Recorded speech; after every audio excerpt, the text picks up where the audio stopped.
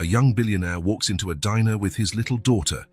She points at the waitress and says, "Daddy, that's Mommy."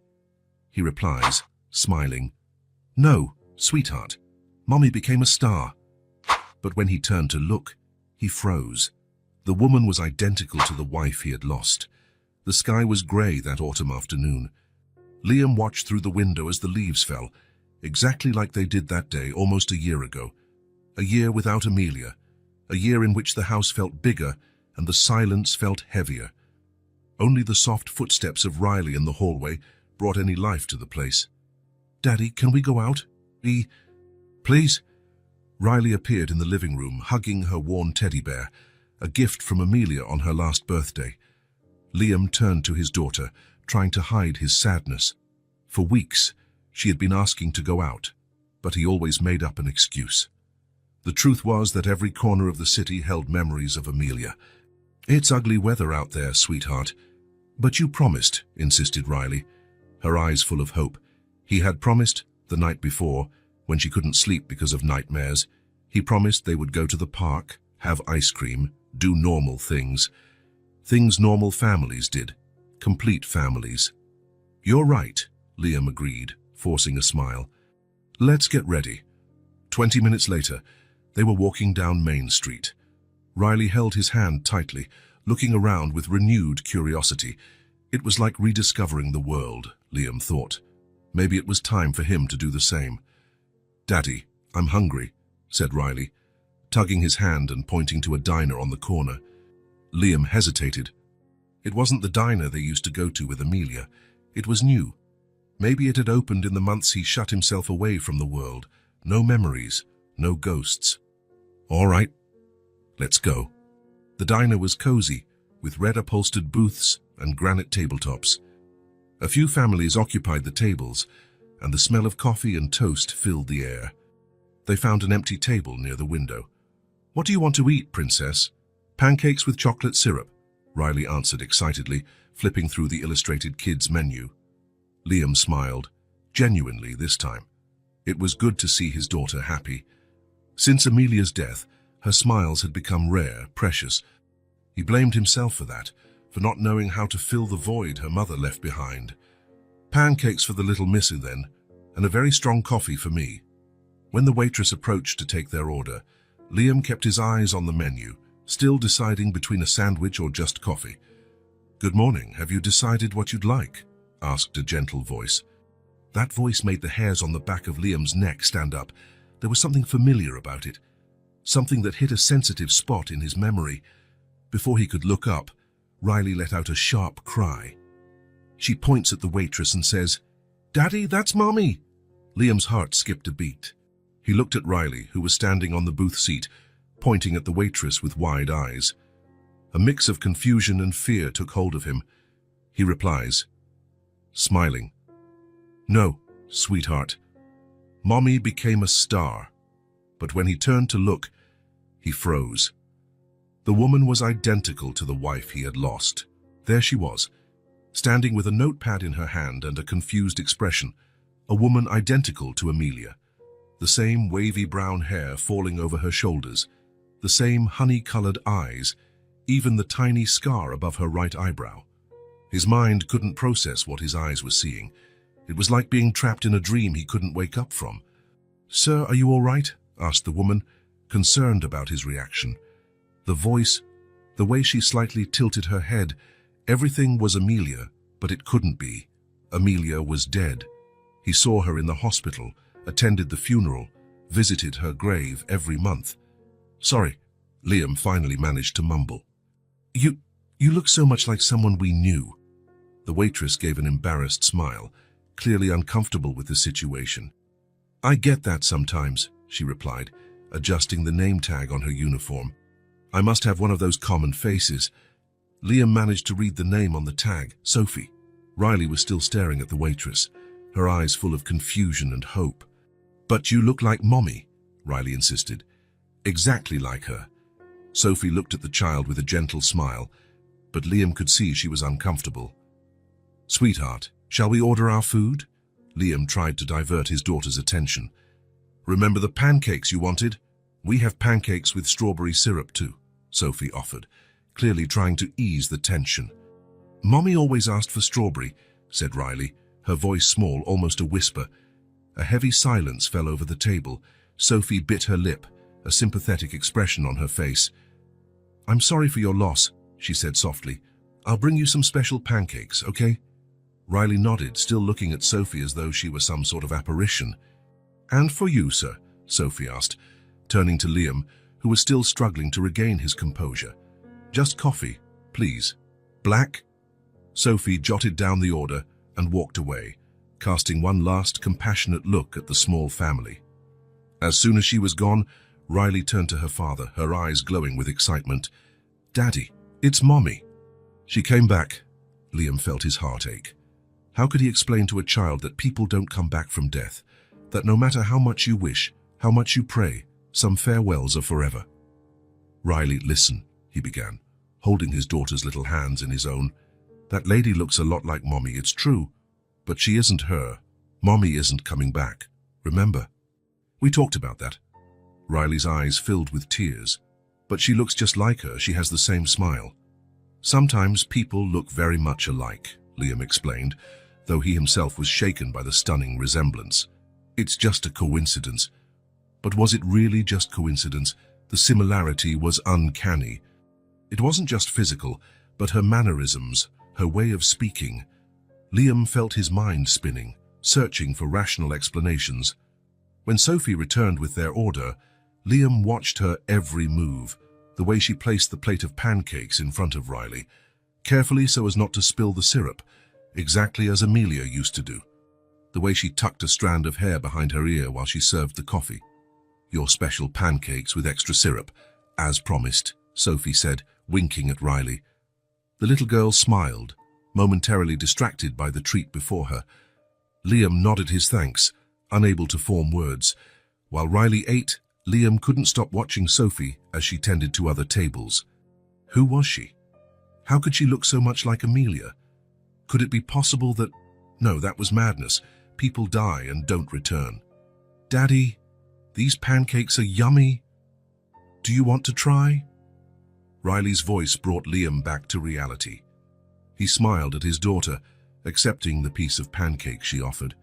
"It's delicious, Princess." When they finished eating, Sophie brought the check. She had drawn a smiling star in the corner of the receipt, probably referencing the explanation Liam had given Riley about where her mother was now. "I hope you enjoyed it," Sophie said. "Come back anytime." Liam paid the bill, leaving a generous tip. He didn't know what to think or feel. Part of him wanted to run away and never come back. Another part wanted to know more about this woman who was the living ghost of his lost love. "Thank you," he said at last. "The place is nice." Sophie smiled, and for a moment, Liam had the strange sensation that she was studying him too, as though something about him stirred a distant memory. "Shall we, Daddy?" Riley called, already standing and ready to leave. Liam nodded, taking his daughter's hand. As they left the diner, he couldn't help looking back one last time. Sophie stood there, watching them, an indecipherable expression on her familiar face. That night, after putting Riley to bed, Liam stayed up for hours, looking at old photos of Amelia. The resemblance was impossible, identical, as if they were the same person. Maybe it was just his mind playing tricks on him, his heart desperate for a miracle he knew was impossible. Or maybe, just maybe, there was more to this story than his eyes could see. One thing he knew: he would go back to that diner. He needed to understand. He needed to know who Sophie was and why she was the exact image of the woman he loved and lost. 3 days had passed since the encounter at the diner, 3 days in which Liam couldn't get Sophie out of his mind. The resemblance to Amelia disturbed him, haunting him during sleepless nights. He needed to return to that place. He needed answers. Riley wouldn't stop talking about the lady who looks like Mommy. In a child's innocent mind, it had to mean something. On a rainy Thursday, Liam left Riley at her paternal grandmother's house and drove to the diner. His heart pounded as he parked. Part of him feared Sophie wouldn't be there, that it had all been a dream, a hallucination of his broken heart. The door chime sounded as he entered. The place was nearly empty at that hour. Sophie was behind the counter, arranging cups. When she looked up and saw him, her expression changed. It wasn't surprise, it was something deeper, as if she too had been waiting for this moment. "Hello," Liam said, approaching the counter. "I'm not sure if you remember me." "Of course I remember," Sophie smiled. "You're the father of the little girl who loves pancakes with syrup. Where is she today?" "With her grandma. Liam hesitated. How to explain what brought him here? "I wanted to talk to you, if that's not a problem." Sophie glanced at the clock on the wall. "Actually, my shift ends in 10 minutes. If you can wait, we can have some coffee." Liam nodded and sat at a table in the corner. He watched Sophie finish her tasks, the same way of walking, the same way of pushing hair behind her ear. It was unnerving. 10 minutes later, Sophie joined him, no longer in uniform, wearing jeans and a simple blouse. She brought 2 cups of coffee. "So," she began, "is your daughter feeling better? She seemed very upset that day." "Riley isn't coping. It's been almost a year since we lost my wife. It's still hard for her." Sophie lowered her eyes. "I'm sorry. That must be very tough for both of you." Liam gathered his courage. "Sophie, this will sound strange, but do you have any sisters? Or maybe relatives in the region?" Sophie frowned, surprised by the question. "Not that I know of. I grew up in an orphanage a few hours from here. I never met my biological family." She paused. "Why?" Liam felt his heart race. He reached into his pocket and took out a photograph. "Because of this." He slid the photo across the table. It showed Amelia on her last birthday, smiling for the camera, holding a tiny Riley in her arms. Sophie's eyes widened. The cup she was holding almost fell from her hands. She picked up the photo with trembling fingers. "My God," she whispered. "We're identical. My wife, Amelia," Liam explained, his voice shaky. "She passed away 11 months ago. A car accident." Sophie kept staring at the photo, touching her own face as if to confirm the similarity. Tears filled her eyes. "I've never seen anyone who looked so much like me," she said, her voice faltering. "It's like looking in a mirror." "When I saw you that day, I thought I was hallucinating," Liam confessed. "Riley thought it was her mum who had come back." Sophie lifted her gaze from the photo, meeting Liam's eyes. "Who am I?" The question came out as a painful whisper. "All my life, I was told I was abandoned, that my parents didn't want me. I never looked deeper because I thought it would hurt too much, but this," she pointed to the photo, "this changes everything." A heavy silence fell between them. Both felt the weight of the moment, of discoveries that could change their lives forever. "Amelia rarely spoke about her family," Liam finally said. "Her parents died before we met. She only had a distant aunt, who she wasn't close to." "Do you think we were sisters?" Sophie asked, looking at the photo again. "The resemblance is undeniable. You could be twins." "Twins," Sophie repeated the word as if tasting it. "I was born on March 12th. When was her birthday?" Liam felt a chill run down his spine. March 12th. Sophie's eyes filled with tears once more. She covered her mouth with her hand, unable to contain her emotion. "How is this possible? How did we never know about each other?" Liam remembered something, an old conversation with Amelia.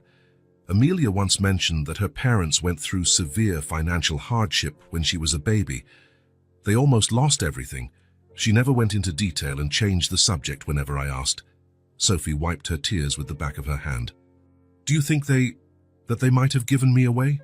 Kept just one baby because they couldn't afford two?"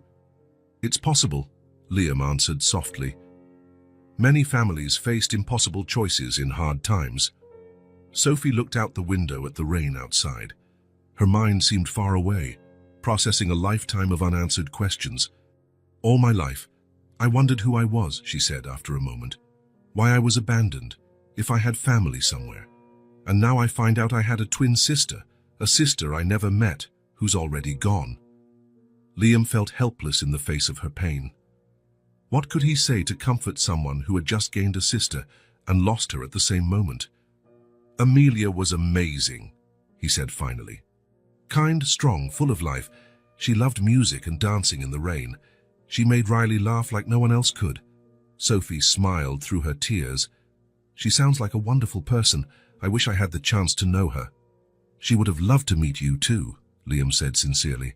For a few minutes, they sat in silence, each absorbed in their own thoughts. The rain pattered against the diner windows, creating a melancholy melody. "What do we do now?" Sophie finally asked. It was a question Liam had no answer to. What do you do when the past and present collide so unexpectedly? "I don't know," he admitted, "but I think Amelia would want us to get to know each other, for you to meet Riley. Won't she be confused? Seeing someone who looks so much like her mum? Probably. But children adapt more easily than we think, and she's already seen you. She already feels there's a connection." Sophie handed the photo back to Liam. "Can I think about it? It's a lot to process." "Of course," Liam agreed, taking the photograph back. "Take all the time you need." He wrote his number on a napkin and handed it to her. "Call me when you're ready to talk." Sophie took the napkin and tucked it into her purse. When her eyes met Liam's again, there was something different in them, a blend of hope, fear, and perhaps the start of new possibilities. "Thank you for coming here," she said, "for showing me that photo. For giving me a part of my story I never knew existed." Liam nodded. "Thank you for listening. I know it's not easy." They said goodbye at the diner door. The rain had eased, but the sky was still overcast. "See you soon, Sophie." "See you soon, Liam." He walked to his car, feeling different from the man who arrived there hours earlier. Something had changed. A door he thought was closed forever was now opening to an unknown future. As he drove back to pick up Riley, Liam wondered how he would explain all this to his daughter, how he would tell her that the waitress who looked so much like her mom was, in fact, the aunt she never knew she had. Life was truly full of surprises, sometimes painful, sometimes wonderful.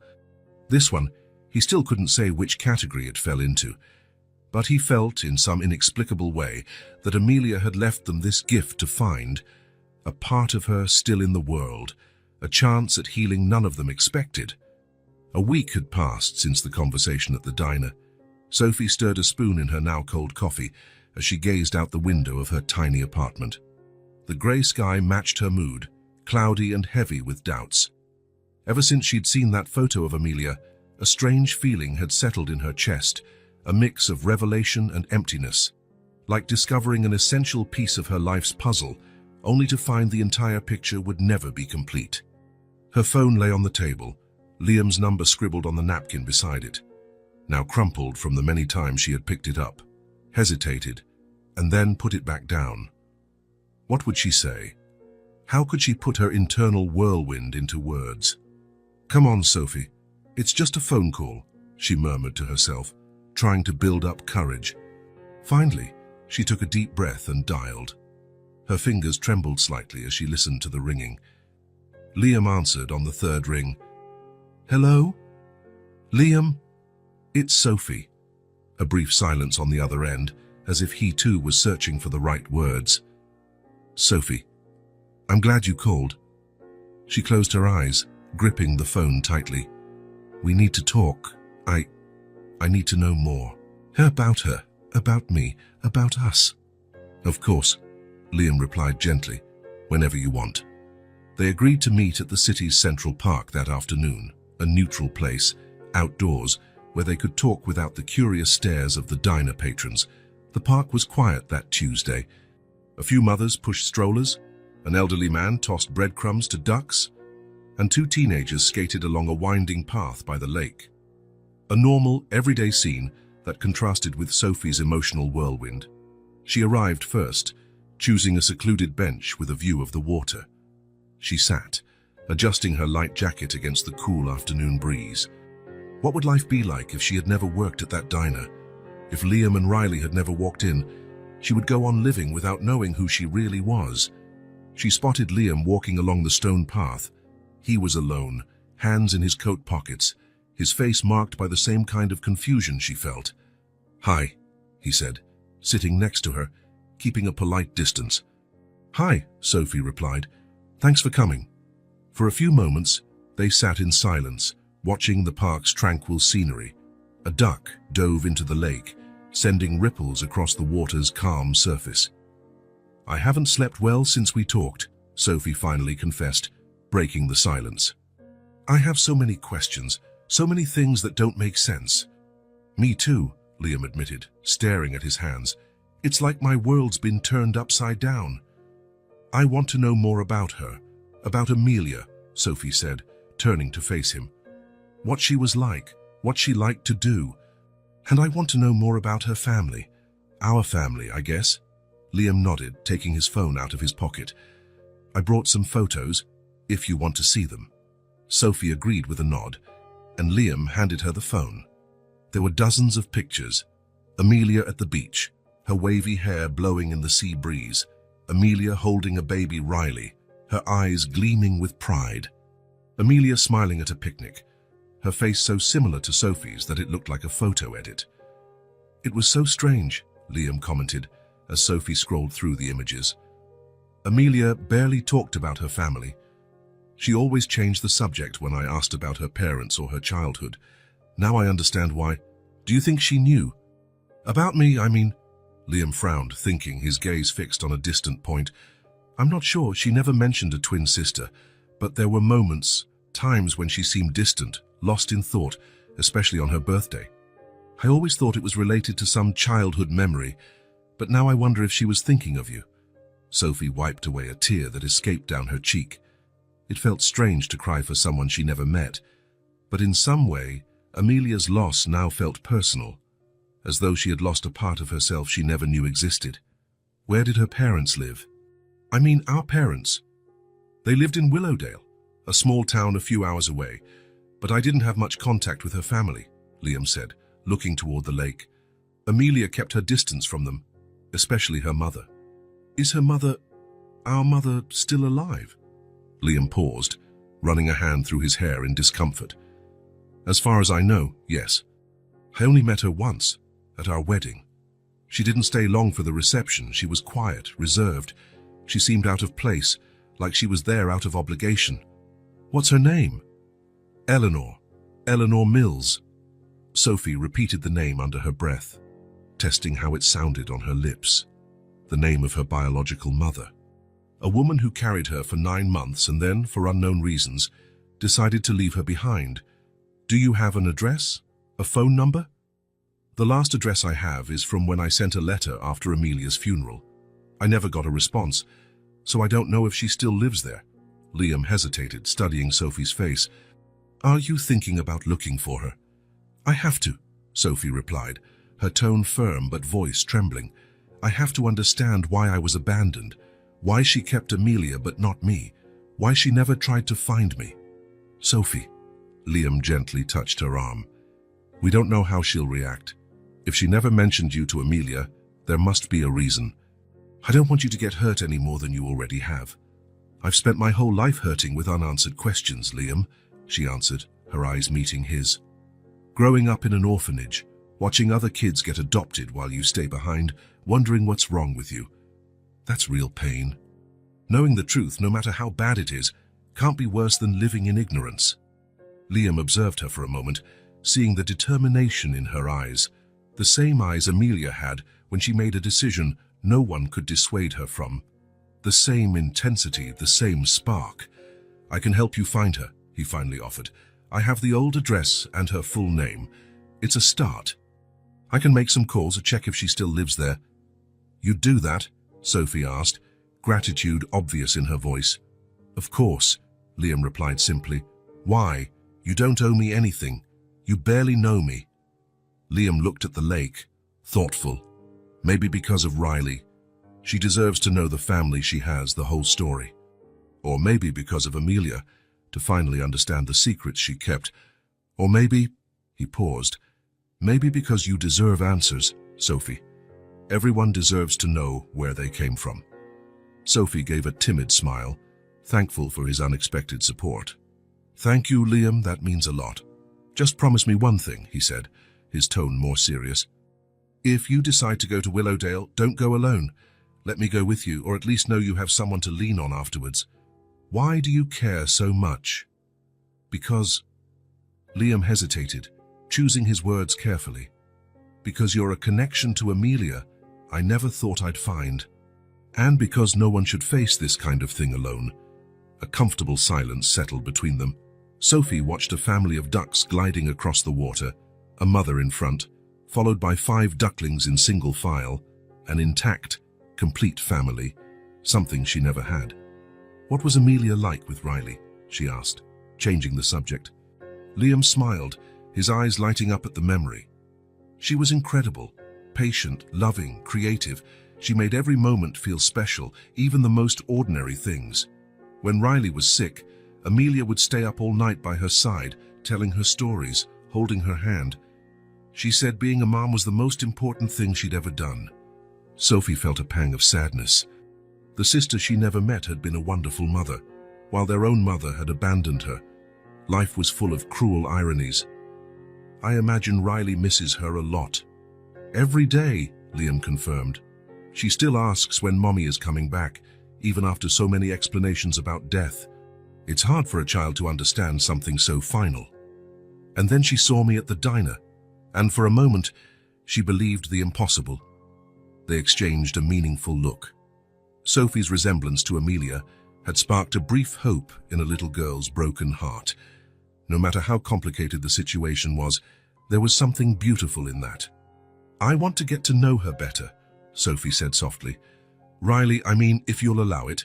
Of course, Liam replied without hesitation. She's already asked about you a few times. The lady who looks like Mommy. I think it would be good for her. And for you too, maybe. Sophie nodded, a shy smile forming on her lips. Thank you. As the sun began to set, casting long shadows across the park, they continued talking. Liam shared more about Amelia, her taste in music, her fear of heights, her passion for classic sci-fi movies. With each detail, Sophie felt a stronger connection to the sister she never knew. She also bit her lip when she was nervous. Like this, Sophie demonstrated the unconscious habit she had always had. Liam's eyes widened. Exactly like that. It's amazing how you two share these little gestures, even though you grew up apart. Nature versus nurture, I guess. Some things are in our blood. As the park grew emptier with nightfall, Liam pulled a folded piece of paper from his pocket. I wrote down some information that might help with your search. Your mother's old address in Willowdale, her full name, and the birth date I saw on some documents. Sophie took the paper carefully, as though it were a fragile relic. I don't know how to thank you. You don't have to, just be careful, okay?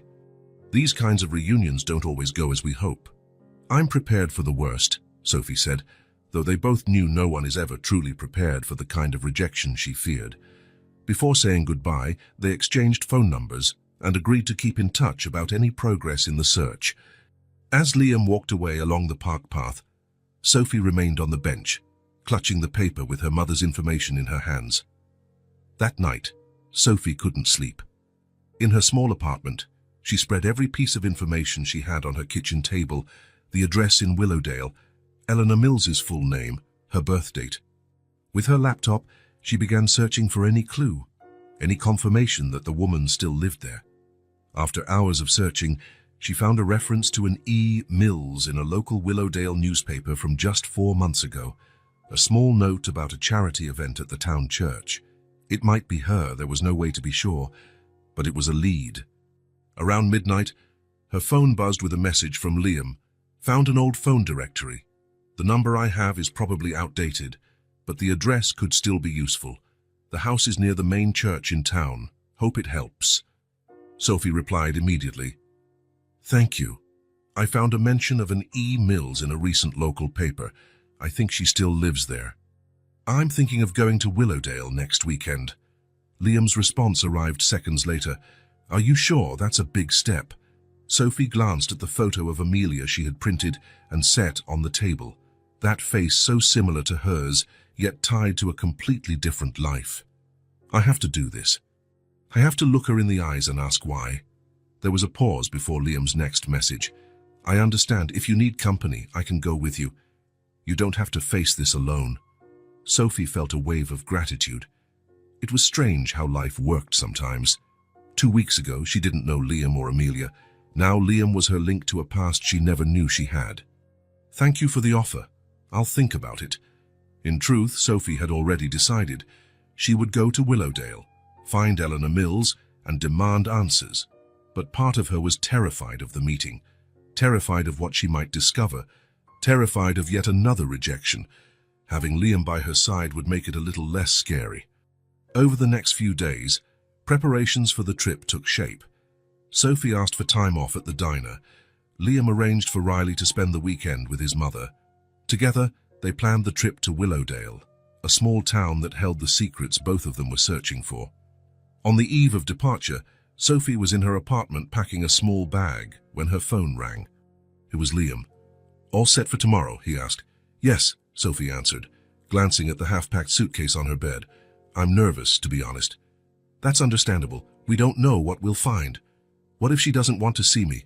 What if she rejects me again? Then at least you'll have answers, even if they're not what you hope for. And you won't be alone afterwards." Sophie closed her eyes, letting those comforting words sink in. "Thank you, Liam, for everything. See you tomorrow morning then. I'll pick you up at 8. "I'll be ready." After hanging up, Sophie went back to packing. At the bottom of the suitcase, she placed the photo of Amelia. It felt important to bring it, as though the sister she never knew could somehow give her strength for what lay ahead. Sitting on the edge of the bed, Sophie reflected on how her life had changed so dramatically in such a short time. From just a waitress with no clear past or future, she had become someone in search of her roots, her identity. Tomorrow, she would face Eleanor Mills. She would look into the eyes of the woman who brought her into the world and then abandoned her.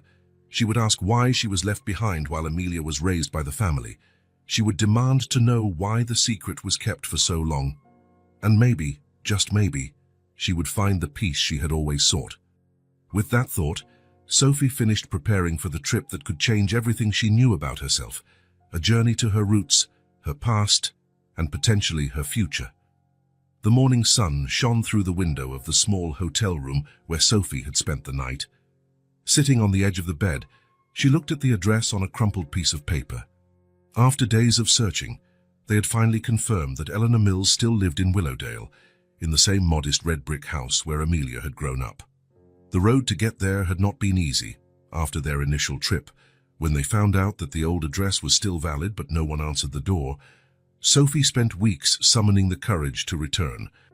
Each day brought fresh doubts, new fears, and more reasons to delay a confrontation that could change everything. What if she rejects me again? Sophie had asked herself countless times during sleepless nights. Her relationship with Liam and Riley had deepened over those weeks. What began as a connection based on her resemblance to Amelia had become something else. A friendship born of extraordinary circumstances. Liam had become her support, her confidant, the person who encouraged her when fear threatened to paralyze her. And then there was Riley. The little girl who initially mistook her for her mum now called her Aunt Sophie and eagerly awaited her visits. Surprisingly, the child had become an unexpected source of courage. "Does Grandma know you exist?" Riley had asked innocently during a picnic in the park. "I don't know, honey," Sophie had answered, feeling her heart tighten. "That's what I'm going to find out. If she doesn't know, you can tell her. I tell Daddy stories when he doesn't know something." The simplicity of a child's logic had made Sophie smile. If only it were as easy as telling a story. Now, gazing out the window at the small town coming to life, Sophie made her decision. She wouldn't call first, wouldn't schedule a meeting. She would go to Eleanor Mills's house and knock on the door. The element of surprise might be harsh, but it would be honest. After all, her own existence had been a surprise to her until a few weeks ago. After a breakfast she could barely touch. Sophie walked through Willowdale's quiet streets. The town looked like it belonged on a postcard. Old houses, well-kept gardens, people greeting each other by name. A place where secrets should be hard to keep.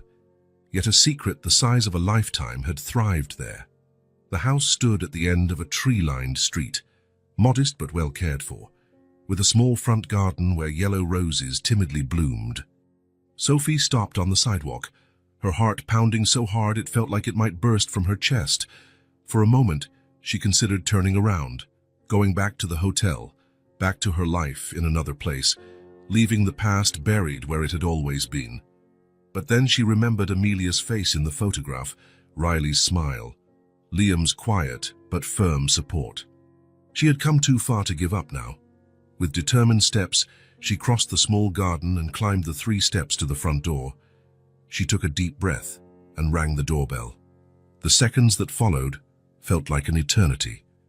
Sophie could hear footsteps approaching on the other side, light and hesitant. Then the handle turned, the door opened, and she stood face to face with a woman around 60, grey hair pinned in a simple bun, tired eyes, yet still with a familiar honey hue. Amelia's eyes, her eyes. The reaction was immediate. The woman froze, all color drained from her face, one hand rising to cover her mouth. Her eyes widened, fixed on Sophie as though seeing a ghost. "Amelia," she whispered, almost inaudibly. Sophie swallowed hard, trying to hold herself together. "No," she replied gently. "My name is Sophie. Sophie Lawson." Eleanor Mills staggered backward, leaning against the doorframe. For a moment, Sophie feared she might faint. "This can't be," the woman murmured, still staring at Sophie with wide eyes. "You can't be—" "I think I'm your daughter," Sophie said, the words coming out with difficulty. "The daughter you gave up for adoption." A heavy silence fell between them, broken only by the distant sound of a lawnmower somewhere nearby. Eleanor continued to stare at Sophie, as though confronted by an impossible apparition. "Please," Sophie went on, her voice now barely above a whisper, "I need to understand. I need to know why."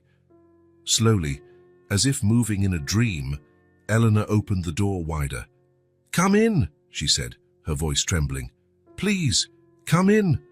The house was as modest inside as it was out. Old but well-kept furniture, framed photos on the walls, and the smell of freshly brewed coffee in the air. A simple home filled with a lifetime of memories. Eleanor led Sophie to the living room, indicating a worn floral sofa. I'll get some water," she said, clearly trying to buy time to collect herself. While she waited, Sophie looked around the room. On the walls were many photos of Amelia at different ages. Amelia as a child, missing her front teeth.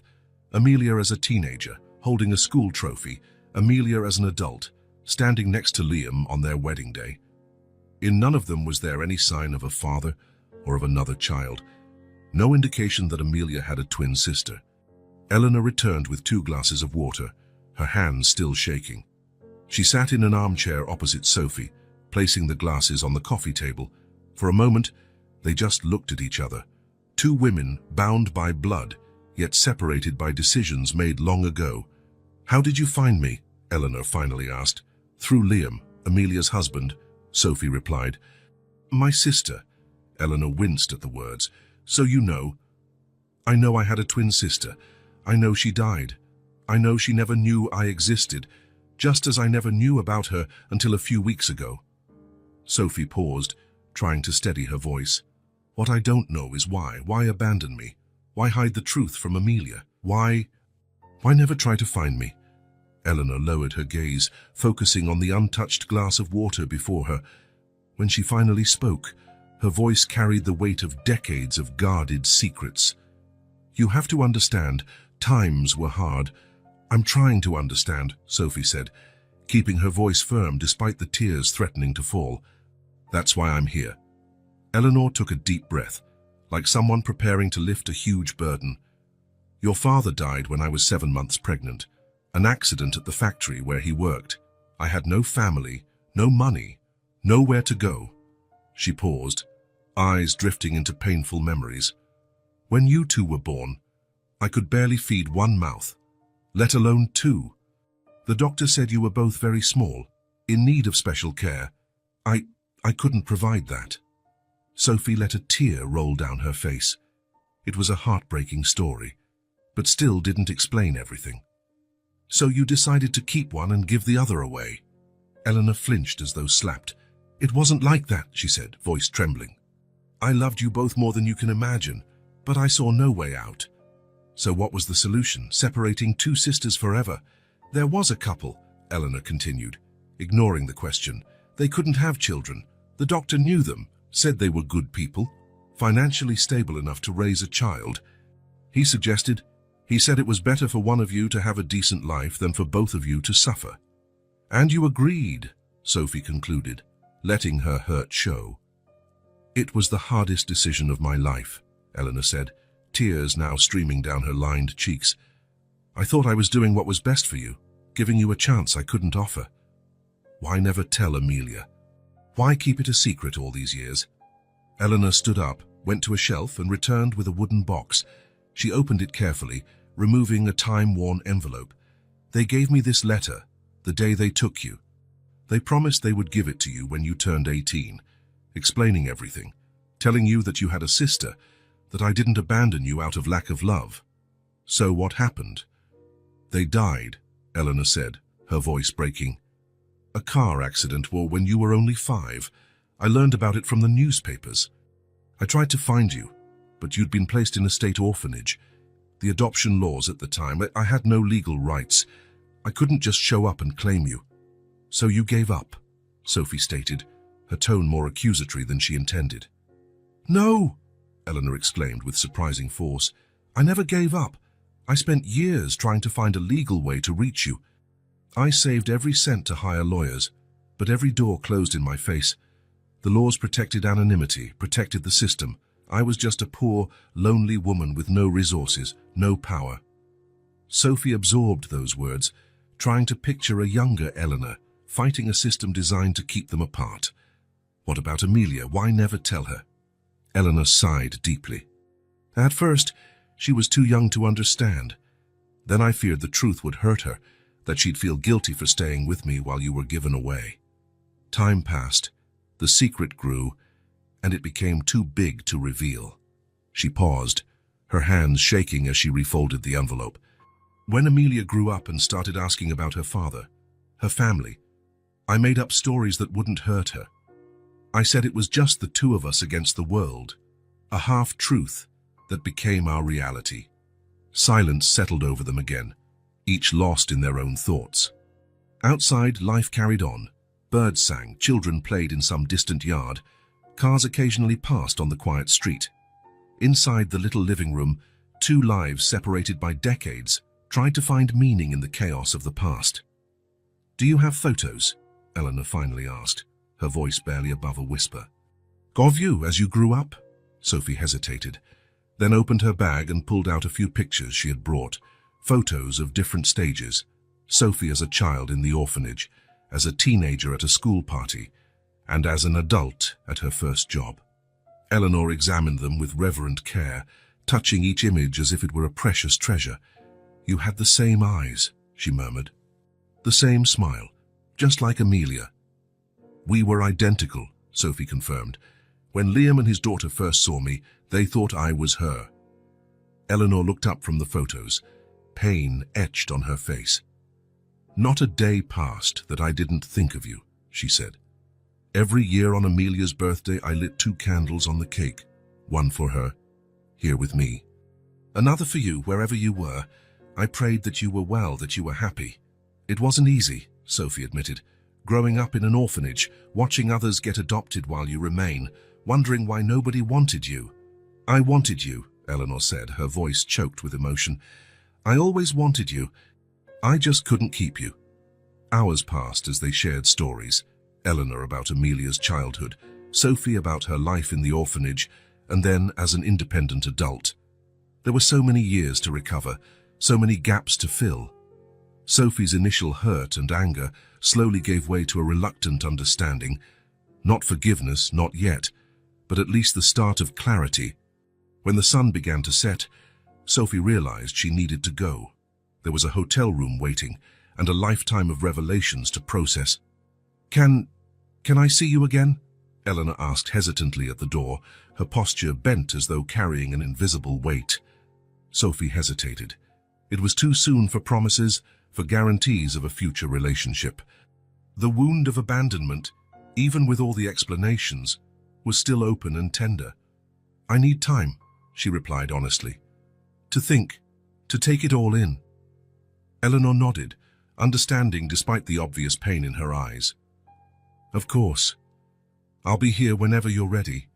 Sophie turned to leave, then stopped and faced the woman who was her biological mother. "Why Sophie?" she asked. "Why did you give me that name?" A sad smile crossed Eleanor's face. "It was my grandmother's name, the only person who truly cared for me when I was a child. I hoped maybe the name would protect you. Amelia was named for your father's mother. I thought it would be fair to give each of you a name from a different family line, so you'd have some connection to your roots, even if you didn't know it." Sophie nodded, absorbing this small detail that somehow felt significant. "Thank you for telling me," she said simply, then turned and walked back through the garden to the street. Back at the hotel, lying on the narrow bed, Sophie stayed up late, replaying every moment of the encounter, every word exchanged, every revelation. Eleanor's story was tragic, filled with mitigating circumstances and real barriers. Part of Sophie wanted to believe it all, to accept the explanations, start a relationship with the mother she never knew. Another part remained cautious, wounded, wondering if she would have made different choices in Eleanor's place, fought harder, searched more, persisted beyond the obstacles. In the days that followed, Sophie remained in Willowdale, wandering the same streets Amelia had once walked as she grew up. She visited the school her sister attended, the park where she had played, places that belonged to a life that might have been shared. She didn't return to Eleanor's house, although she knew the woman anxiously awaited another contact. She needed time for herself, time to organize her thoughts, decide what kind of relationship, if any, she wanted to build with the mother who gave her life and then let her go. Nights were long, filled with reflections on the past and decisions about the future. There was so much to consider, so many intertwined lives now bound by this newly revealed truth. Liam and Riley waited for her back home, eager for news. Eleanor waited in her modest home, hoping for a second chance, and in the middle of it all was Sophie, trying to find her place in this new reality, a place no longer defined only by absence and the unknown, but by new connections that despite all the pain, finally completed the puzzle of her identity. As she watched the sun set over the town that was part of her untold history, Sophie knew she would need more time to process everything she had discovered, time to think, to feel, to decide how to move forward. Whatever path she chose, at least now she knew the truth she had been seeking all her life. The return trip felt longer than the journey there. The bus rumbled across rural roads as Sophie gazed out the window, her mind still processing everything that had happened in the past few days. Meeting Eleanor had unearthed feelings she hadn't known existed: anger, sadness, reluctant understanding, and, surprisingly, a strange relief at finally knowing the truth. 3 days in Willowdale had been enough. 3 days of walking the streets that could have been hers, visiting the places Amelia had known, absorbing the story of a family torn apart by impossible circumstances. Now it was time to go back and decide what to do with all these new truths. When the bus arrived at the station, Sophie picked up her small suitcase and walked to the taxi stand.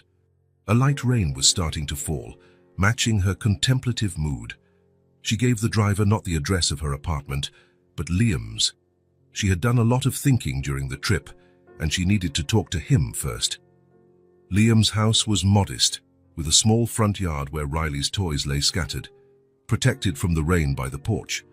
Sophie hesitated before climbing the steps. She had sent only a short message when she left for Willowdale: "I need to do this alone." Liam had replied with a simple, "I understand. We'll be here when you return." No contact since then. Taking a deep breath, she rang the doorbell. The door opened, and there was Liam, his face showing surprise that quickly turned to relief.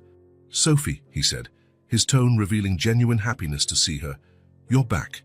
"I'm back," she replied, feeling a rush of emotion she hadn't expected. "Can we talk?"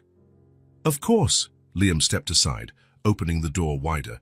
"Riley's at my mum's place. Come on in." Sophie nodded, following him inside. The house was cozy, with family photos on the walls. Many showed Amelia smiling, living a life Sophie never knew. It felt strange to see her own face in pictures she hadn't been part of, with people she had never met.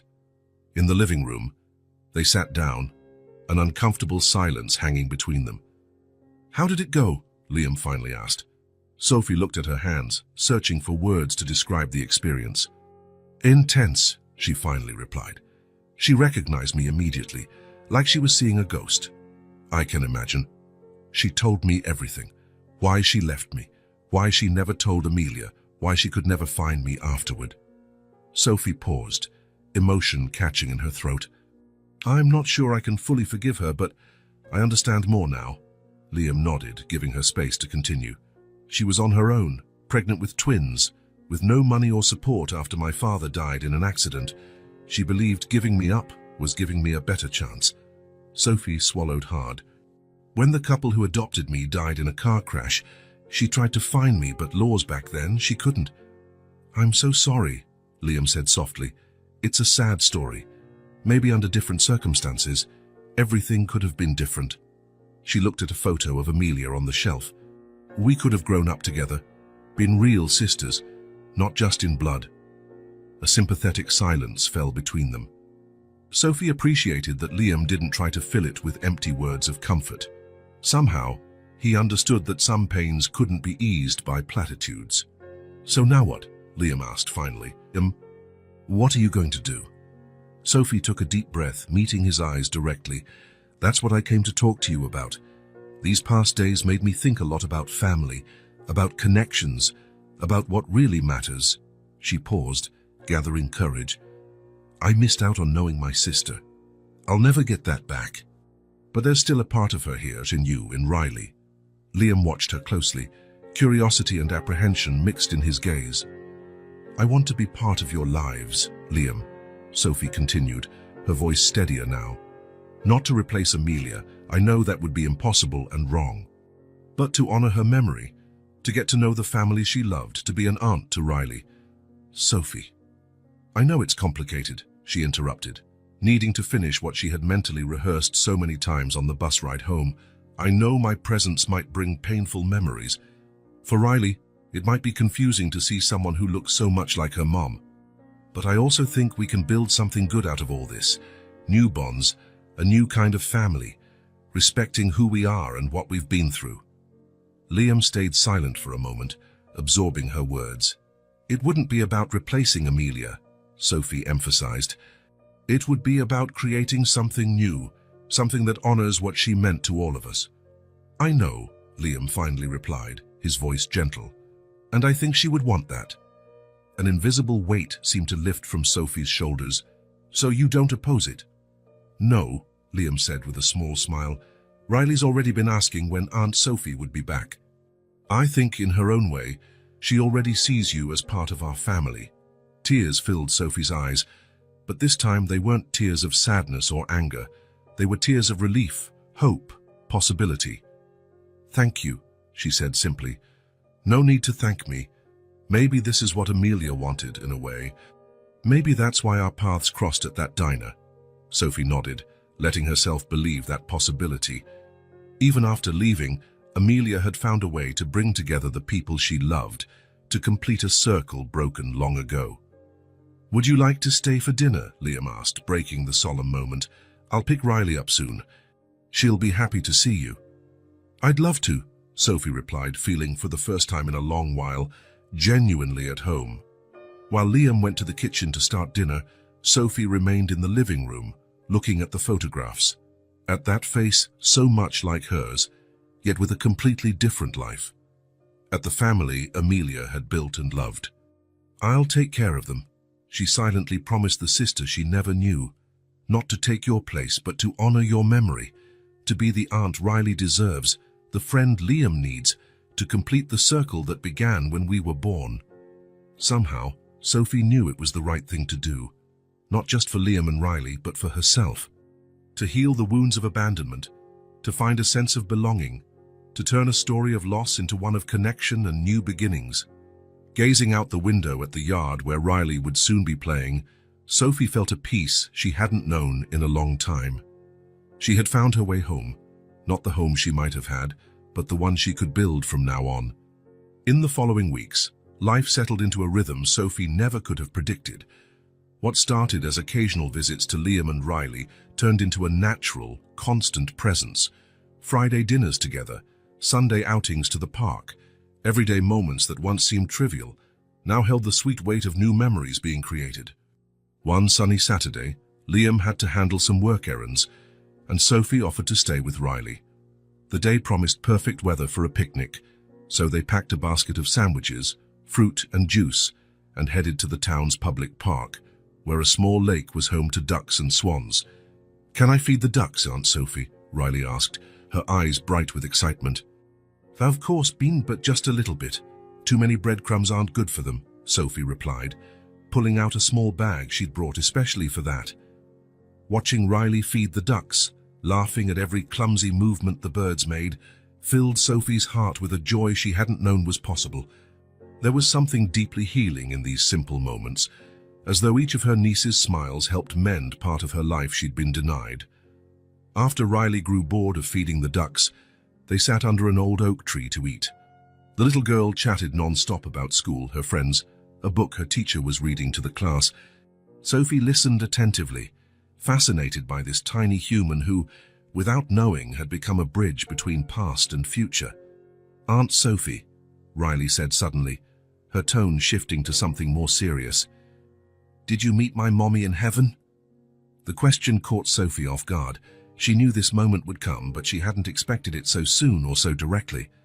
"No, sweetheart," she answered carefully. "I never met your mom, not while she was alive." Riley frowned, processing the information. "But you look so much like her. Everybody says so." Sophie took a deep breath, choosing her words with care. "Remember when your dad told you your mum and I were sisters, twin sisters?" Riley nodded, curiosity filling her gaze. "That means we were both in the same mommy's tummy, born on the same day. That's why we look so much alike, but we grew up apart. I never met her while she was here." "That's sad," Riley commented, her young face showing an understanding beyond her years. "It is," Sophie agreed. "I really wish I had met her." A comfortable silence fell. Riley nibbled her sandwich thoughtfully. Sophie waited, sensing there was more to come. "I miss her a lot," Riley finally said, her voice small and fragile. "Sometimes I try really hard to remember her face, but it's getting harder." Sophie felt a knot in her throat. "That's why we have photos, sweetheart. They help us remember." "Yes, but..." Riley hesitated, her eyes now on her own feet. "Sometimes I look at you and it's like I'm seeing her. For a second, I forget she's gone. But then I remember it's not her. It's you." She looked up again. "It's weird. Not bad, just weird." Sophie's heart clenched at the child's raw honesty. She moved closer, gently pushing a strand of hair away from Riley's face. "I can imagine that must feel very strange," she said softly. "And it's okay to feel that. Daddy says it's good to talk about how we feel," Riley continued, "even when it's confusing. Your dad is right.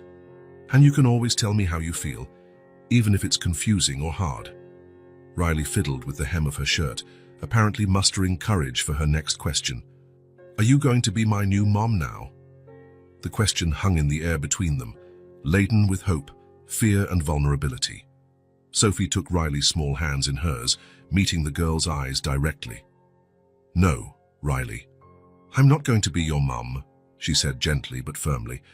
"You already have a mum, and she'll always be your mum, even if she's not here anymore. No one can replace her, not even someone who looks so much like her." Riley nodded slowly, processing. "But that doesn't mean we can't have something special together," Sophie continued. "I'm your aunt. An aunt who didn't know you existed until recently, and who now can't imagine life without you. Like a friend. Yes, like a friend. A special friend who will always be there for you, who will listen to you, play with you, help you when you need it. We'll make our own story together, okay?" A small smile began to form on Riley's face. "Okay," she agreed. "I like having you as my aunt." "And I love being your aunt," Sophie replied, feeling a deep, genuine emotion in her own words.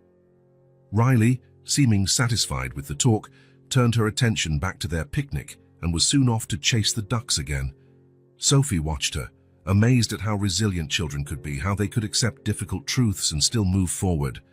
When Liam arrived to pick them up a few hours later, he found the two building a sandcastle near the playground, laughing and chatting as if they had known each other all their lives.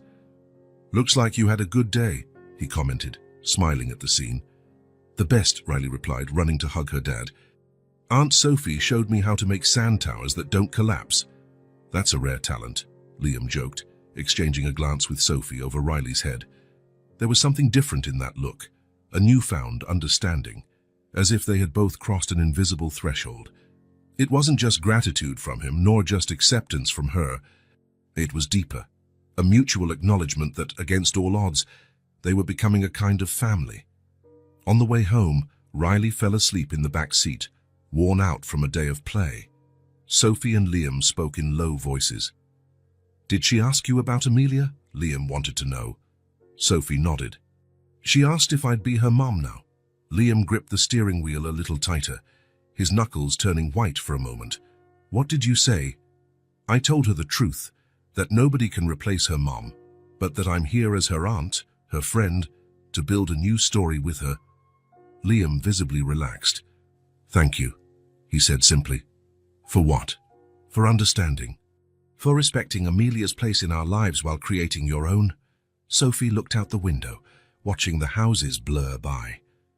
"I've been thinking a lot about that lately," she confessed, "about not living in the shadow of the past, neither mine nor Amelia's." "And did you reach any conclusion?" "Yes. It's time to look forward. To build something new from what I have now, not from what could have been." Liam smiled, a genuine smile that lit up his face in a way Sophie rarely saw. "You know," he said, "that's exactly what Amelia would have said." In the days that followed, Sophie felt lighter, as though she'd left behind a weight she'd carried for so long she'd forgotten it was there. Her visits to Eleanor became regular, though still cautious. Her relationship with Riley grew stronger by the day. And then there was Liam. Liam, who had begun as a stranger connected to her only by her resemblance to his late wife, had become a true friend. Someone who understood her in a way few did, who respected her journey, who encouraged her to move forward. One cool autumn evening, while Riley slept and they shared coffee on the porch, Sophie revealed a decision she'd been considering. "I'm thinking of going back to school," she said. "I've always wanted to study art, but never had the chance." "That's great, Sophie," Liam replied with genuine enthusiasm. "You have an amazing talent." It was true. Over the past weeks, Sophie had rediscovered her passion for drawing, something she'd done in her teens but had set aside for the demands of life. She started by sketching Riley, capturing in soft lines the essence of her niece. Then she moved on to landscapes, everyday objects, and memories translated into images. "Do you really think I should try?" "I'm almost 30. So what? It's never too late to follow a dream," Liam smiled. "Besides, Riley would be so proud to have an artist aunt." Sophie felt warmth spread through her chest. That was what she appreciated most in Liam. His ability to believe in her, to see possibilities where she saw only obstacles. "Thank you," she said simply. "For what?" "For helping me find my place, for making me feel like I belong somewhere." Liam looked at her for a long moment, his eyes reflecting the soft light from the living room. "You do belong, Sophie. Never doubt that." That night, lying in bed, Sophie thought about how life could change so drastically in such a short period. A few months ago, she had been just a lonely waitress with a murky past and an uncertain future.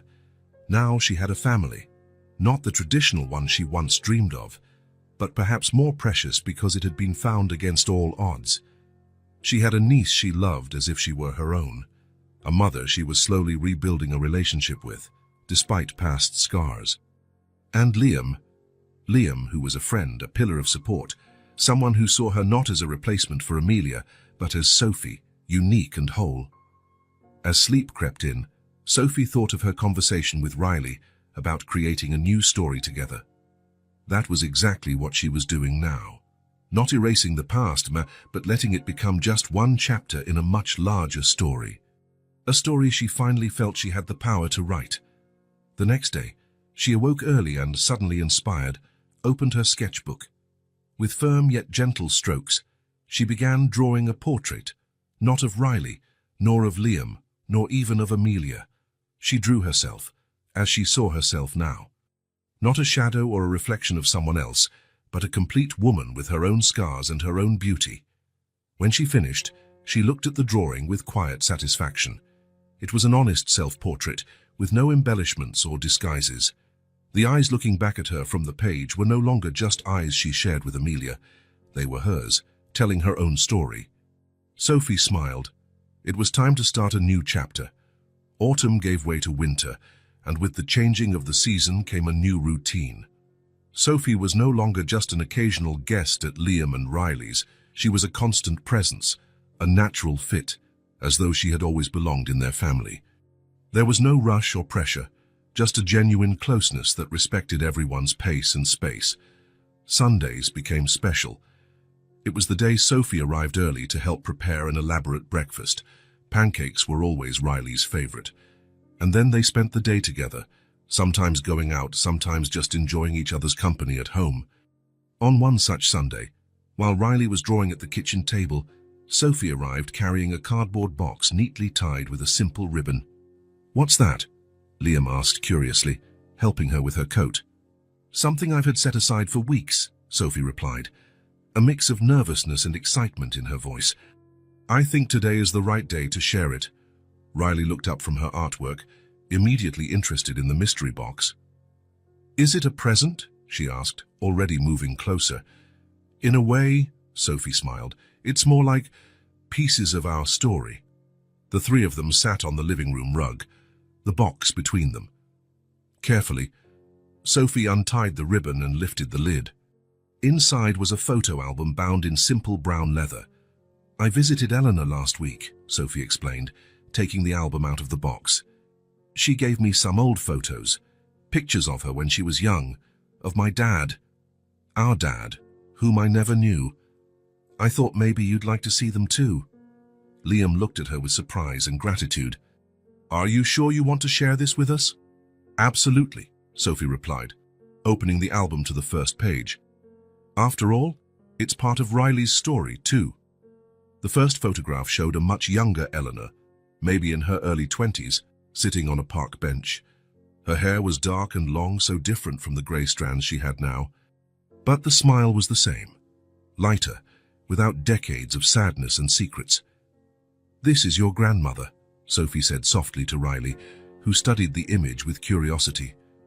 "A long time ago, before you were born, before your mommy was born." "She was pretty," Riley said, running her small fingers over the photo. "She was," Sophie agreed, turning the page. The next photo showed Eleanor with a tall, fair-haired man, both holding hands in front of a blooming tree. They looked young, clearly in love. "And this is your grandfather," Sophie explained, feeling a lump in her throat. She had never seen a photo of her own father until Eleanor gave her the album. "Thomas. He died before your mom and I were born." Liam watched Sophie closely, sensing how meaningful that moment was for her, seeing for the first time the face of the father she never knew, sharing that discovery with her new family. As they turned the pages, the story unfolded in images. Eleanor pregnant, cradling the rounded belly where two lives grew, unaware they would be separated.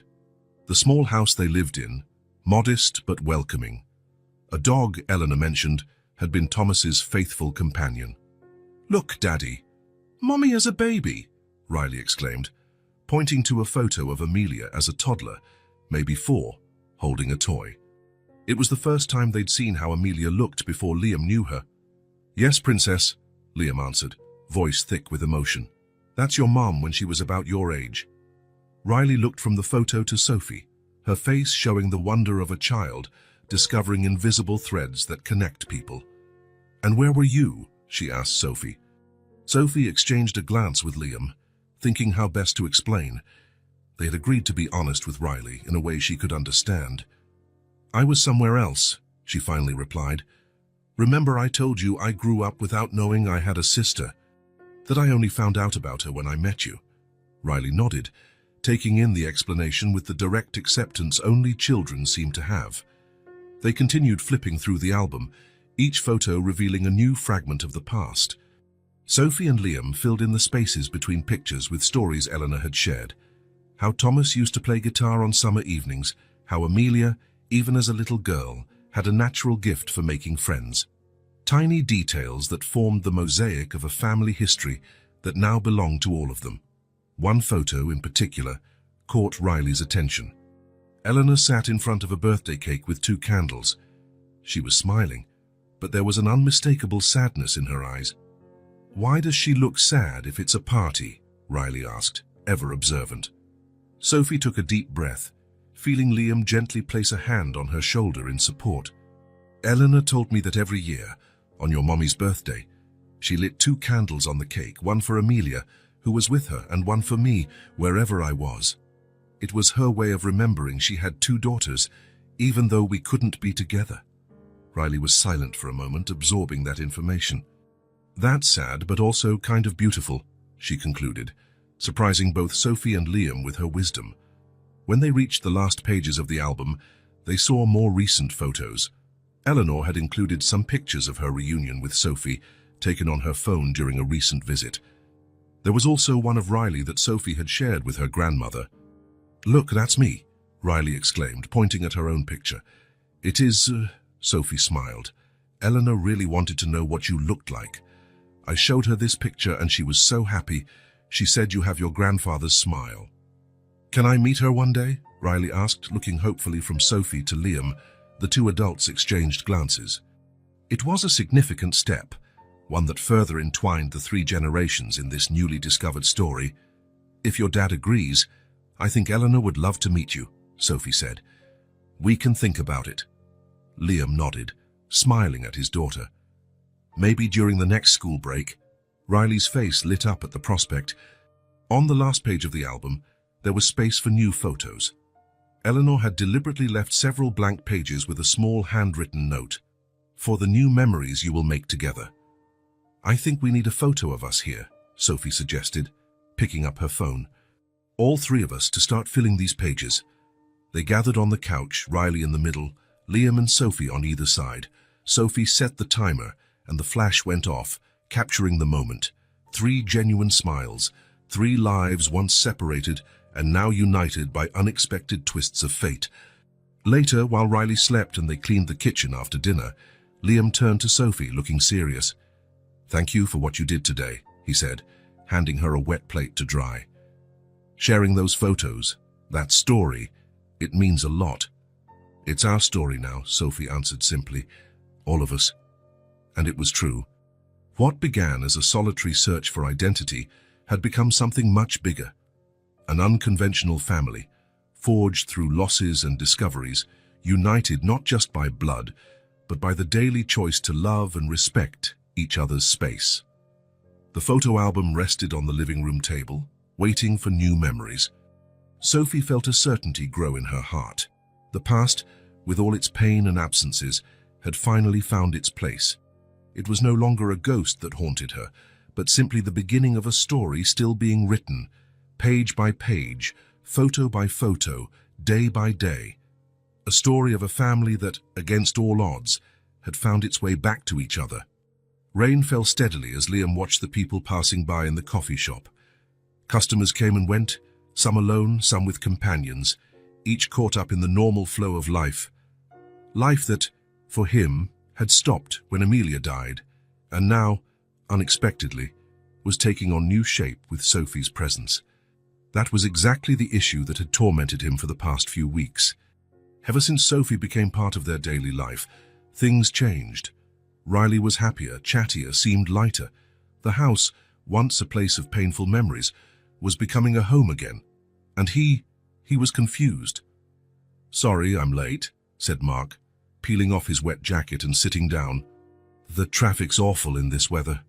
Mark had been his friend since college, one of the few who stuck around after Amelia's death, who didn't vanish when grief became too heavy for casual chats about sports or politics. "No problem," Liam smiled, genuinely glad to see his friend. "Thanks for coming. From the tone of your message, it seemed important." Liam nodded, absently stirring his now cold coffee. "It's about Sophie," he finally said.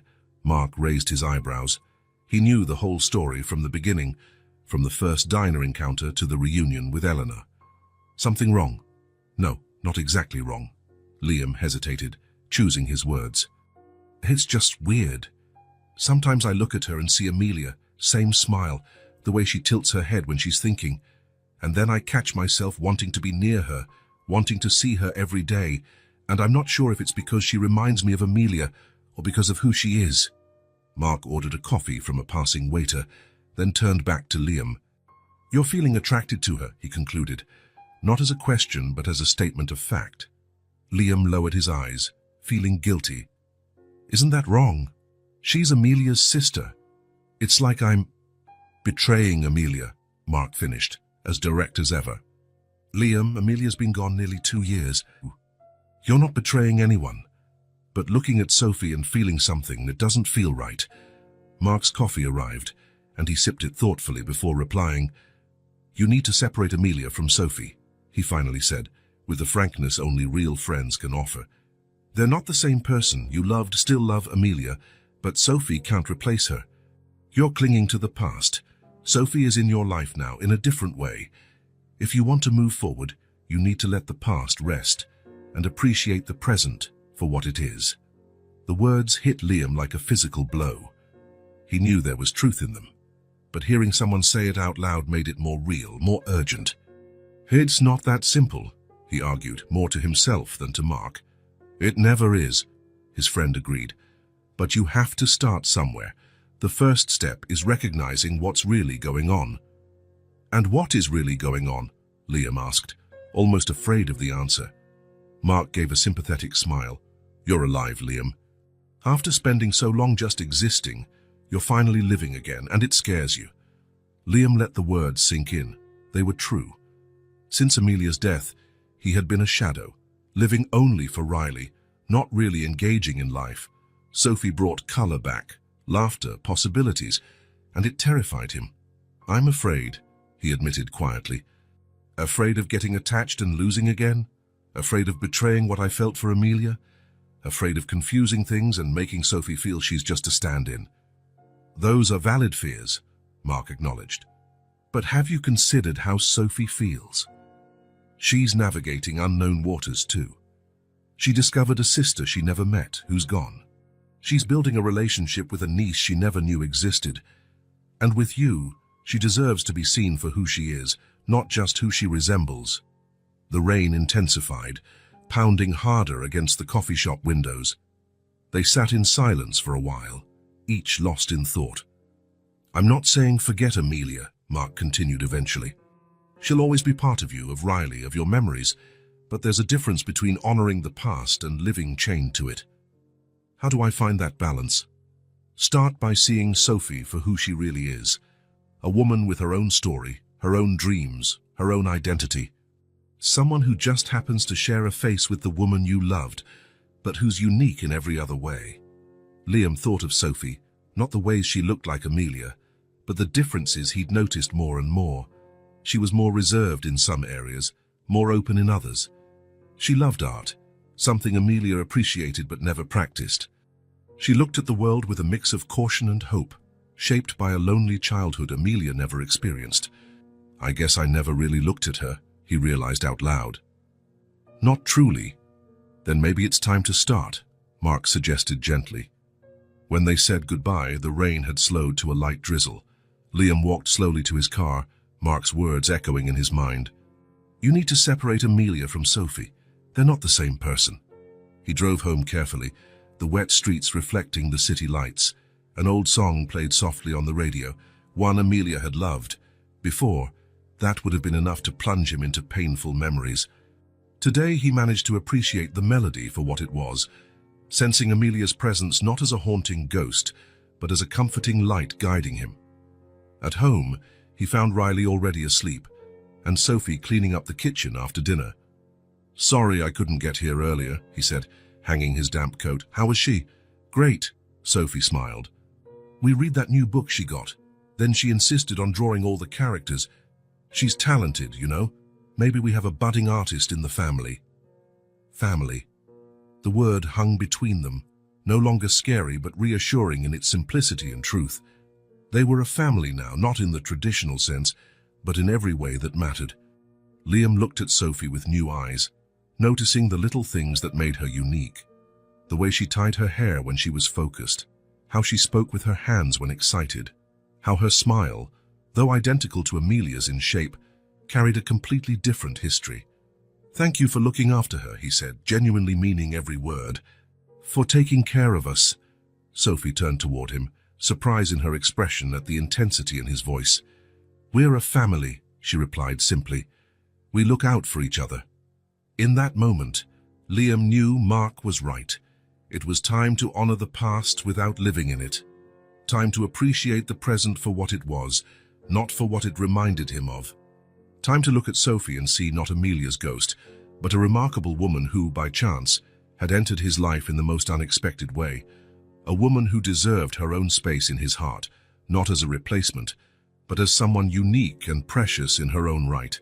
"Yes," he agreed, feeling an invisible weight lift from his shoulders. "We are a family." And for the first time in a long while, the future didn't feel like something merely to be endured. It felt like something to look forward to, with curiosity and maybe even hope. The cemetery was quiet that Sunday morning. Sophie walked slowly among the headstones, holding a small bouquet of white daisies she'd picked from the community garden near her apartment. They weren't fancy or expensive flowers, just simple daisies, honest blooms for an honest moment. Liam had explained where to find the grave and even sketched a little map, but insisted that it was something she needed to do on her own. "It's something you have to do by yourself," he had said the night before, when she finally mustered the courage to ask for directions. "I'll be waiting when you're done." Sophie appreciated the gesture. She did need this moment alone with the sister she never knew. Deciding to visit Amelia's grave felt like a natural next step in her journey of self-discovery. Following Liam's hand-drawn map, she found the spot easily. A simple grey granite headstone with Amelia's name etched in elegant lettering, followed by the dates that marked a life cut short, and the inscription, "Beloved wife, mother, and daughter. Your smile will live on in our hearts forever." Sophie felt a lump in her throat. It was strange to stand there, facing the concrete proof of someone's absence, someone who had never been physically present in her life, but had always been part of it, somehow. She knelt on the damp grass, placing the daisies by the headstone. For a long moment, she remained silent, feeling the weight of this overdue encounter. The tears came naturally, without sobs or drama, just quietly streaming down her face, carrying a whirlwind of emotions. "Hi, Amelia," she finally said softly. "It's me, Sophie, your sister." A leaf drifted down, landing next to the daisies. Sophie picked it up, twirling it between her fingers as she searched for the right words. "I'm sorry we never got to meet," she went on. "I'm sorry for all the conversations we never had, the birthdays we never shared, the stories we didn't exchange." The cemetery's silence felt comforting, as though the whole world had paused to give her this moment. "I've met your daughter," Sophie smiled through her tears. "Riley is wonderful. She has your eyes, our eyes, and your smile, according to Liam. She's smart, curious, so full of life. You did such an amazing job with her, even in the short time you had." Sophie took a deep breath, organizing her thoughts. There was so much she wanted to say, but words felt too small. "I've met our mother too," she said after a pause. "Eleanor. She's carried a lot of pain, losing me, then losing you. We're trying to build something together now to make peace with the past. It's not easy, but we're trying." The sun was rising higher in the sky, bathing the cemetery in a golden light, turning a place of sorrow into something almost serene. "I want you to know that I'm not trying to take your place," Sophie continued.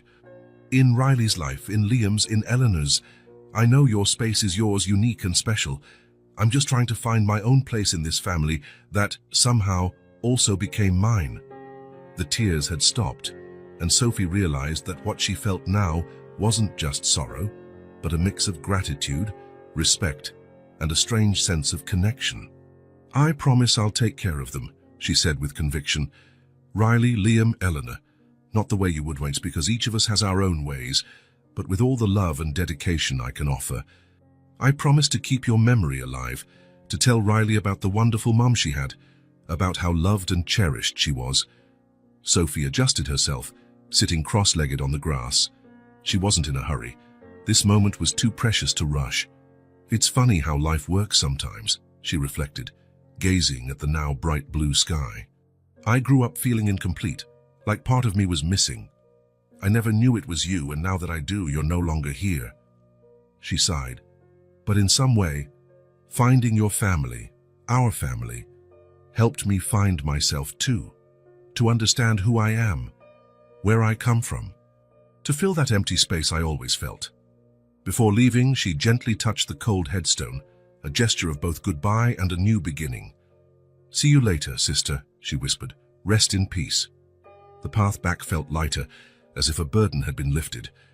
She found Liam waiting in the car, parked under the shade of a large tree at the cemetery entrance. He didn't ask anything when she got in, only offered a gentle, understanding smile. They drove in silence for a few minutes, each lost in thought. Sophie was the first to speak. "Thank you for letting me do that alone," she said. "It was important to me." "I figured it would be," Liam replied, keeping his eyes on the road. "It was important for me too, the first time I visited after the funeral, having that private moment, a real goodbye, not just a formal one." Sophie nodded, fully understanding what he meant. It wasn't exactly a goodbye, she reflected. More like a late meeting, a way to establish some kind of connection, even if just symbolic. "How do you feel?" "At peace," Sophie answered after a thoughtful pause. "Sad for all we lost, for what could have been, but also grateful for what I've found through her, for you, for Riley, for Eleanor. For this family I never imagined I'd have." When they reached Liam's house, instead of going inside immediately, they walked over to a small bench in the front yard. It was a beautiful day, too nice to be indoors, and they both sensed the conversation they were about to have deserved open skies, sunshine and birdsong. "I've been thinking a lot about what Mark told me," Liam began, once they were seated side by side, "about separating you from Amelia, about appreciating the present for what it is." "And did you reach any conclusion?" "Yes," he replied, looking directly at her. "I realized I was being unfair to you. Sometimes I looked at you and only saw her reflection, not the unique and extraordinary person you are." Sophie felt her heart accelerate at his words, but kept her face calm. "It's natural, given the circumstances," she said softly. "I'm not offended by it." "But you should have been," Liam insisted gently. "Because you deserve to be seen for who you are, not for who you look like." "Amelia will always have a special place in my heart," Liam continued after a short pause. "She was my first love, Riley's mother, a fundamental part of my story. But I've realized that doesn't mean I have to live stuck in the past." "It's a fine line," Sophie commented, "between honoring someone's memory and letting that memory stop you from moving on." "Exactly," Liam agreed, "and I think I'm finally learning how to walk that line, to keep Amelia alive in our memories, our stories, in the love we have for Riley, without letting the pain of losing her define who we are now. I want you to know," he went on, his voice softer now, "that the space you've carved out in our lives is yours, real and unique. It's not a replacement for what we lost, but something new and precious on its own." Sophie felt tears fill her eyes, touched by the sincerity of his words. "Thank you for that," she said simply. "It means a lot to me." "Riley adores you," Liam smiled. "Not as a replacement for her mom, but as the special aunt you've become. And he hesitated slightly. "I really value having you in our lives." "I promise I'll always be there for her," Sophie said earnestly. "I'll stand by her for every important moment, every milestone, not to replace Amelia, but to honor the bond we share." From inside the house, they heard Riley's excited voice calling them. It was lunchtime, time to return to the present, to life moving forward. Before they stood, Liam took Sophie's hand briefly. "Thank you for visiting Amelia today," he said, "for creating that connection, for honoring her memory in that way." "It was the least I could do," Sophie replied. "She gave me so much without even knowing it. She gave me a family." They walked into the house together, where Riley proudly showed them a special drawing she'd made. On the paper, 3 stick figures smiled under a bright yellow sun. "That's our family," the little girl explained. "Me, Daddy, and Aunt Sophie." Sophie felt her heart warm. It was that simple in a child's mind. The complexities, the pain, the improbable circumstances that had brought them together, none of that mattered to Riley. All that mattered was love, presence, the here and now. As they sat down at the table for lunch, Sophie realized that, despite all the loss, she had gained something precious, a new chance, a fresh start, a family built not just by blood, but by choice. Amelia would always be there in some way. Riley's laughter, Liam's stories, the photos on the walls. But that presence was no longer a painful ghost. It was a soft light guiding them forward. And Sophie knew, with a certainty that came from deep within, that she was exactly where she needed to be. Not as a substitute, not as a shadow, but as herself, whole and unique in her own story. A story that, after so many twists and turns, finally made sense. Spring arrived in a burst of color and fragrance. After a harsh winter, the sun shone brighter, warming the ground and awakening sleeping flowers, as though nature was celebrating fresh beginnings, just as Sophie, Liam and Riley were celebrating theirs.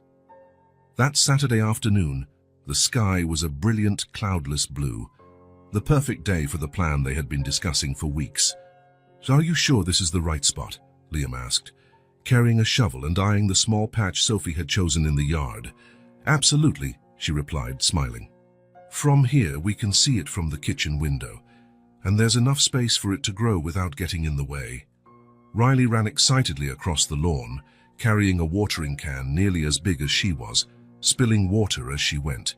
"Careful not to use all the water before we get to the tree," Liam called out, laughing at his daughter's enthusiasm.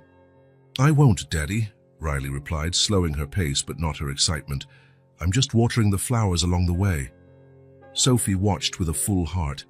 Her life had changed so much in the past months. Once a lonely waitress with a mysterious past, she was now part of a family.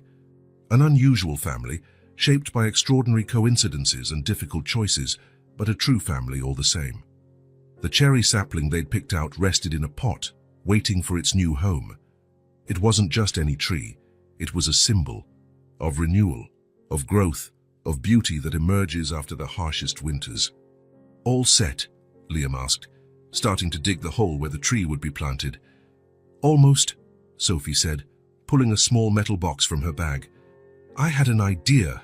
I thought we could bury a few things with the tree, something special from each of us, like a ritual, I guess." Liam stopped digging, looking at her with curiosity. "What kind of things?" "Nothing valuable, just meaningful," Sophie explained, "like this." She opened the box and showed him a small folded piece of paper. "It's the napkin from the diner, the day we first met. I've kept it all this time." Liam smiled, touched by the gesture. "That's a lovely idea," he agreed.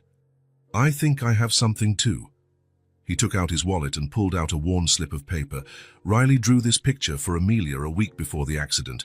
Amelia kept it in her purse. It's the only thing that survived." Sophie gently squeezed Liam's arm, recognizing how precious that piece of paper was. "Are you sure? It's so personal." "It's perfect," he said, his voice a bit unsteady. "Amelia would love to be part of this moment, this new beginning." Riley, who had been listening with curiosity, dashed inside the house and returned minutes later with something in her small hands. "I have something to put in, too," she announced, showing them a little bracelet made of colorful beads. "Mommy helped me make it. It's too small for me now, but the tree can have it." Sophie felt tears well up in her eyes. The simplicity and depth of Riley's gesture touched her deeply. No elaborate words or explanations, the child understood perfectly what the moment meant. Together, they finished digging the hole large enough to fit the sapling's roots. At the bottom, they placed the metal box containing Sophie's diner napkin, Riley's drawing for Amelia, and the beaded bracelet. "Ready to plant our tree?" Liam asked Riley, who nodded eagerly. Carefully, they lifted the sapling from the pot, gently loosening the soil to free the roots. Sophie held it in the center of the hole, while Liam and Riley began to fill in the space with fresh dirt. "Each of us should put in a bit of soil by hand," Sophie suggested, "so the tree will have a little of each of us." Liam went first, taking a handful of soil and letting it slip slowly through his fingers, filling the empty spaces around the roots. His face was calm, at peace with the moment and all it signified. Riley was next, giggling as she plunged her small hands into the dirt, delighted by the texture. "Careful not to hurt the roots," Liam reminded her gently. "They're delicate." "I'm being careful, Daddy," she said, placing the earth with surprising delicacy for a child her age. Finally, it was Sophie's turn. With hands trembling from emotion, she took a handful of fresh soil and let it fall gently around the little tree they were now calling their own. "Thank you," she blurted suddenly, tears spilling freely now. "For what?" Liam asked, his gaze tender. "For welcoming me. For letting me be part of this family. It's more than I ever dreamed of having." Sensing the emotion of the moment, Riley hugged Sophie's legs. "You are our family, Aunt Sophie. You always were. We just didn't know it." Sophie knelt down, hugging Riley tightly, letting the tears flow. They weren't tears of sadness, but of gratitude, belonging, and hope. Liam joined the embrace, wrapping his arms around both of them. For a moment, they stayed like that, united under the afternoon sun, beside the young cherry tree that symbolized so much. "Now we have to water it really well," Riley reminded them, breaking the moment with the innocent practicality of a child. Laughing through tears, Sophie helped her lift the watering can. Together, they soaked the newly planted tree while Liam patted down the surrounding soil. When they finished, they stepped back to admire their work. The cherry tree was small, but its leaves gleamed in the sunlight, full of life and promise. One day, it would grow strong and tall, bloom in spring, and offer shade in summer. It would silently bear witness to the coming years, the laughter, the tears, the celebrations, and the everyday moments that make a family. "How about a picnic right here?" Liam suggested, "to celebrate our tree." "Yes," Riley exclaimed. "Can I bring my dolls?" "Of course you can, sweetheart," Sophie smiled. "I'll make some sandwiches while you get the blanket." As she walked to the kitchen, Sophie glanced back one more time. Liam and Riley stood chatting near the newly planted cherry tree, sunlight creating a golden halo around them. Her family, her home, her place in the world. The journey to this point had been long and full of twists and turns. It began with pain, with absences, with unanswered questions. But now, gazing at that simple, perfect scene, Sophie knew that every road, however winding, had led her exactly where she was meant to be. The little cherry tree, its roots now firmly planted in the same soil that held such precious memories, would stand witness to what they were building, a family founded on respect, love, and an acceptance of the past, but with eyes firmly on the future, a future as promising as the spring blooming